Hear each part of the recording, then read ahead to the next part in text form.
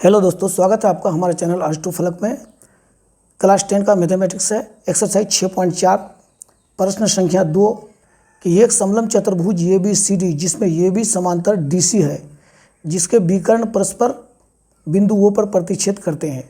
यदि A B बराबर 2CD हो तो त्रिभुज ए ओ बी और त्रिभुज सी ओ डी के क्षेत्रफलों का अनुपात ज्ञात कीजिए। ये प्रश्न हमारे पास दिया हुआ है, तो इसको हम सीधे हल करेंगे। तो चलिए हम सॉल्यूशन में चलते हैं। तो चलिए सबसे पहले आप चित्र बना लीजिए। चित्र में देखिए एक समलंब चतुर्भुज जिसमें सम्मुख भुजाओं का कोई एक युग्म समांतर होता है। तो देखिए हमने ये दोनों युग्मों को समांतर कर दिया है और प्रश्न में दिया हुआ है क्या, ये भी समांतर सी डी या डी सी। तो देखिए आप ये बी यहाँ लिख लीजिए, नीचे में सी और डी यहाँ लिख देते हैं, तब ये भी समांतर सी डी हो गया। या तो फिर आप ये भी यहाँ लिखते और सी डी यहाँ लिखते, उस तरह से भी होता। तो यानी सम्मुख भुजाओं का जो युग्म है उसी में ए बी और सी डी आ जाना चाहिए। तो इसके विकर्ण भी दिया हुआ है। विकर्ण मतलब ए सी और बी डी, दो विकर्ण है इसका। विकर्ण ए सी और डी बी दोनों को हम मिला देते हैं। चलिए इसको ए सी को मिला दिए और डी बी को भी मिला दिए। प्रश्न में कहा है कि ये दोनों बिंदु वो पर प्रतिच्छेद करते हैं। चलिए वो बिंदु ये 4 स्थान में से कोई स्थान में आप दिखा दीजिए। अब आपको त्रिभुज ए ओ बी और त्रिभुज सी ओ डी दोनों के क्षेत्रफलों का अनुपात निकालना है। तो दो त्रिभुजों के क्षेत्रफल का अनुपात निकालने के लिए आप उन दोनों त्रिभुजों को सबसे पहले समरूप सिद्ध कर दीजिए। तो जिन दोनों त्रिभुजों को समरूप सिद्ध करना है उन दोनों त्रिभुज को सबसे पहले आप यहाँ दिखाइए। चलिए हम कैसे करते हैं, आप भी चित्रित करेंगे। देखिए त्रिभुज ए ओ बी तथा त्रिभुज सी ओ डी में देखिए इन दोनों त्रिभुज में कौन कौन क्राइटेरिया पूरा हो रहा है जिससे कि दोनों त्रिभुज समरूप हो जाए।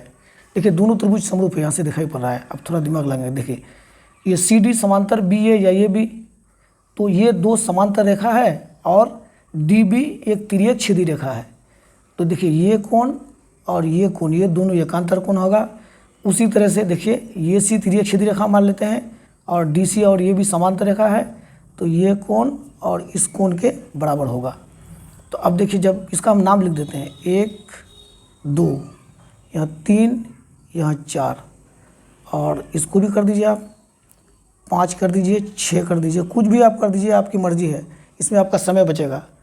तो अब चलिए दोनों त्रिभुज को हम समरूप सिद्ध करते हैं। सबसे पहले हमने लिया है त्रिभुज ए ओ बी, तो हम सबसे पहले ए ओ बी का ही एंगल को लेंगे। चलो हम सबसे पहले ले लेते हैं एंगल 3 बराबर एंगल 2। चलिए कोण 3 बराबर कोण 2। यहाँ बगल में आप लिखिए क्या, अल्टरनेट एंगल या एकांतर कोण, एकांतर कोण। चलिए यहाँ हम लिख दिए। इस तरह से देखिए कोण 4 बराबर कोण 1, कोण 4 बराबर कोण 1, ये भी हो गया आपका वही एकांतर कोण।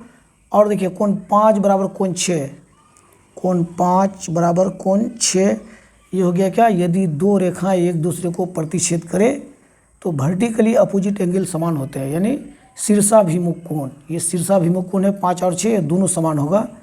तो यहाँ पर आप लिख दीजिए शीर्षाभिमुख कोण। चलिए ये शीर्षाभिमुख कोण हो गया। अंग्रेजी में आप लिखते हैं तो लिखिएगा वर्टिकली अपोजिट एंगल। तो अब देखिए त्रिभुज ए ओ बी और त्रिभुज सी ओ डी का 3 कोण बराबर हो गया, तो दोनों त्रिभुज समरूप होगा। इसलिए त्रिभुज ए ओ बी समरूप त्रिभुज सी ओ डी। ये कौन सा समरूपता नियम फॉलो हुआ, एंगल एंगल और एंगल। जब समरूप सिद्ध हो गया तो इसके क्षेत्रफल का अनुपात हम निकालेंगे। तो चलिए हम निकालते हैं त्रिभुज ए ओ बी और त्रिभुज सी ओ डी के क्षेत्रफल का अनुपात। तो चलिए एरिया ऑफ त्रिभुज ए ओ बी बटे एरिया ऑफ त्रिभुज सी ओ डी, दोनों त्रिभुजों के क्षेत्रफल का अनुपात उनकी संगत भुजाओं के अनुपात के वर्ग के बराबर होगा। तो संगत भुजा तो भाई 3 भुजा है, तो हमें ये समझना है कि हमें लेना कौन सा भुजा है। तो देखिए क्वेश्चन में आपको ये बी और सी डी यही दो चीज़ से मतलब है, तो आप इन्हीं दोनों भुजाओं को लीजिए। और ये दोनों भुजा संगत भुजा भी है। क्यों? क्योंकि ये भी कोण 6 के सामने की भुजा है और 6 के बराबर का कोण 5 है और 5 के सामने की भुजा सी डी है या डी सी है।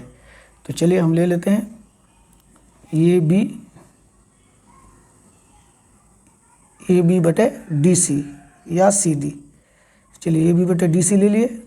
अब देखिए क्वेश्चन में दिया हुआ है ए बी बराबर 2CD या 2DC, तो इसके जगह हम ले लेते हैं क्या 2CD बटे CD, यहाँ CD ही लिख देते हैं जो क्वेश्चन में CD दिया हुआ है।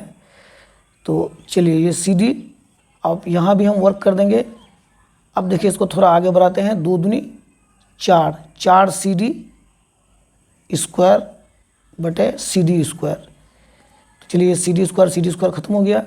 अब यहाँ बच गया क्या 4/1 बराबर 4:1, यानी दोनों त्रिभुज के त्रिभुज AOB और त्रिभुज COD के क्षेत्रफल का अनुपात 4:1 हो गया।